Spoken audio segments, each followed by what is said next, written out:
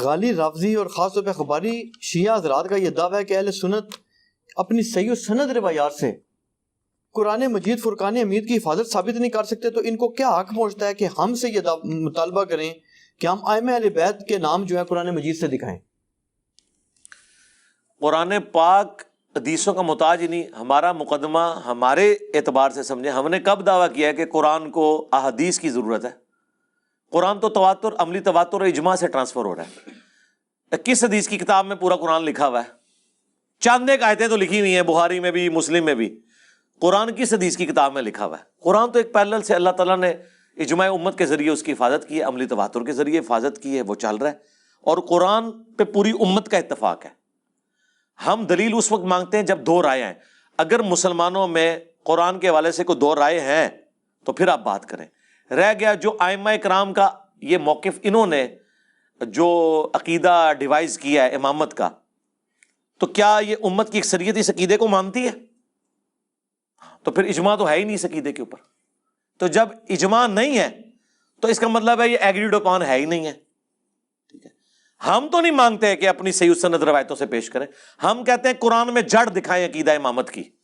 قرآن ختم نبوت میں بالکل کلیئر ہے اور احادیث بالکل کلیئر ہیں، ان کی اپنی حدیثیں بھی کلیئر ہیں. ہم تو حدیثوں کی طرف آتے نہیں. عقیدہ امامت آلموسٹ نبوت کے بعد کا مرتبہ ہے. تو اس کے لیے حدیثیں صحیح الاسناد احادیث چھوڑ دیں، جو مرضی ہو جائے، جب تک قرآن میں اس کی جڑ نہیں موجود ہوگی ہم کسی روایت کو بھی نہیں مانیں گے اس کے حق میں.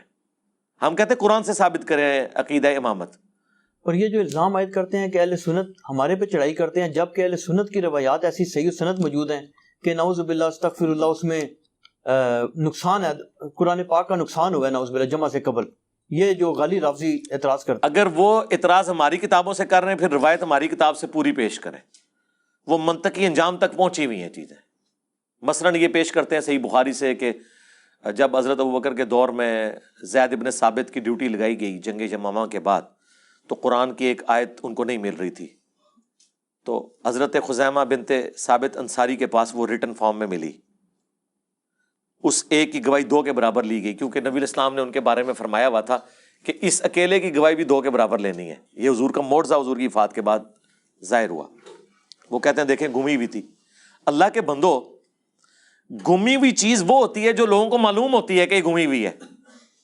اگر ایک چیز گم گئی تھی تو صحابہ اسے تلاش کیوں کر رہے تھے اگر ان کو نہیں پتا تھا کہ یہ آیت موجود ہے؟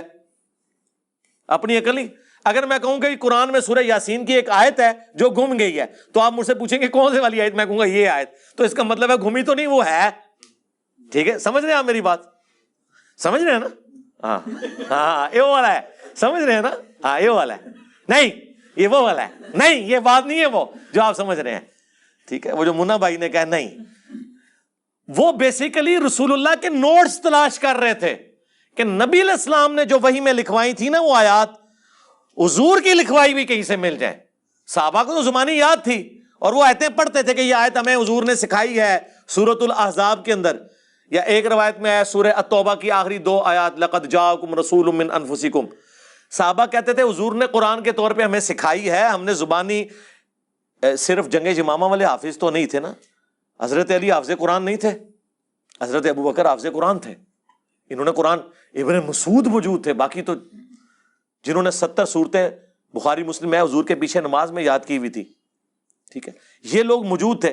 انہیں یہ پتا تھا کہ حضور نے قرآن کے طور پہ ہمیں زبانی یہ یاد کروائی ہوئی ہے.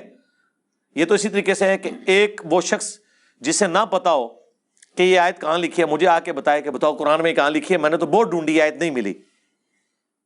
تو میں اس سے پوچھوں گا کہ آیت کیوں ڈھونڈی؟ وہ کہے گا میرے علم میں ہے کہ یہ آیت، مجھے پتا ہے کہ ایک آیت ہے قرآن کی ایسی، تو میں اسے بتا دوں گا کہ فلاں صورت میں فلاں جگہ. میں ایک دفعہ اہل حدیث کی مسجد میں گیا، دو علماء فجر سے لے کے زور تک ایک آیت تلاش کر رہے تھے علماء. میں انٹر ہوا تو مجھے کہنے لگے جی صبح سے بیٹھے ہوئے ہیں ہم کتاب لکھ رہے ہیں، یہ آیت نہیں مل رہی. آیت نے پڑھی، میں نے کہا سورۃ المائدہ میں یہ آیت کھولیں. شکر ہے انجینئر صاحب. اب میری تو فیلڈ ہے، میرا یہ دعویٰ ہے اللہ کے فضل سے جتنی بھی آیات کریٹیکل ہیں حافظ قرآن نہیں وہ ڈھونڈ سکے گا. میں فوراً آپ کو بتا دوں گا، حالانکہ میں حافظ نہیں ہوں لیکن میں نے اس میں زندگی لگائی ہے، مجھے پتا ہوتا ہے یہ اس طرح کی جگہ ہے، یہ اس جگہ آیت موجود ہے. حافظ قرآن کو بھی نہیں ملتی. ڈاکٹر اسرار صاحب حافظ قرآن نہیں تھے لیکن کس نہ کراس ریفرنسز وہ کوٹ کرتے تھے، کیونکہ انہوں نے اس فیلڈ میں مار کھائی ہوئی تھی.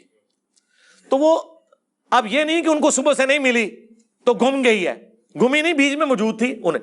تو وہ آیت ریٹن میں حضور کا ریکارڈ نہیں مل رہا تھا جو آپ نے لکھوایا تھا، کیونکہ حضرت ابوبکر نے یہ پابندی لگائی تھی کہ صرف صحابہ کے یا میری کرائمنگ کے اوپر نہیں جانا، بلکہ حضور کے اپنے نوٹس جمع کروانے جو آپ نے اپنے سامنے لکھوائے تھے. یہ تھا. تو گما تو کچھ بھی نہیں ہے. کون کہتا ہے گم گیا؟ اسی روایت کو پورا پڑھیں نا.